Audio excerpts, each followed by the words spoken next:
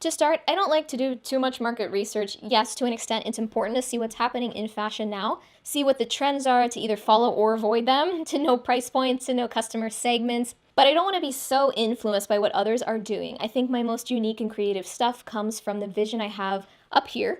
And honestly, that vision probably has enough influence from things I've observed in the market already. I don't really need more industry influence swimming around in my head. Especially in the beginning of the creative process, I really want to stay open and curious, meaning sketch what comes to mind, try different yarns, techniques, and stitches. Then when it comes down to refining the styles, streamlining the production process of each style, and the price point, then it might be more useful to do some market research. Now, everything I'm doing and saying, I don't know if it's right or wrong, it's just what I decided to do right now. You never know if what you're going to do will be successful. I think it's about respecting the creative process. You just have to find your starting point and know that you will learn and improve along the way. I'm viewing my starting point as this collection and will hopefully improve with each season's collection. I started yesterday just by taking out some yarns that I have that feel appropriate for the spring season. These are like smooth polyamide yarns. This is an elastic cotton. This is an elastic viscose. This is a bamboo viscose. And then I have a linen one over there.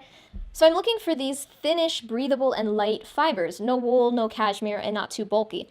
This is a bit of a challenge because my knitting machine behind me is a 7-gauge machine, which isn't very fine. It's very medium weight gauge, but I'm determined to make lightweight spring pieces on this machine.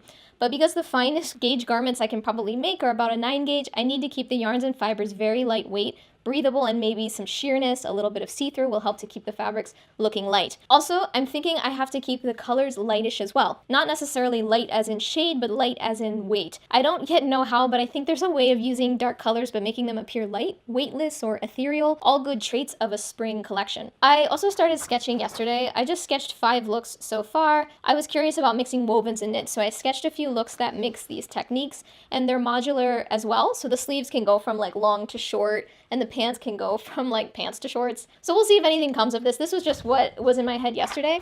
I definitely have a lot more sketching to do before anything is decided on. Today there's this technique that I thought of in my head that I want to try. So I might make the next video on me actually doing the development. It's yarn, fiber, and stitch development. Because this is a 7-gauge machine, I wanted to come up with a way to create volume in a yarn that was too fine to knit on its own on this machine, but I don't want to ply it up because that can get really dense, which isn't good for spring. I don't know if it's going to work or look good, but this is part of the process. I'm hoping you guys enjoy the successes and also the failures. A lot of development is failures, but it's a really important part of the process. You can either just follow along with me and be a part of my process, or you can totally design your own collection alongside my process. Let me know down below if you're excited to design with me.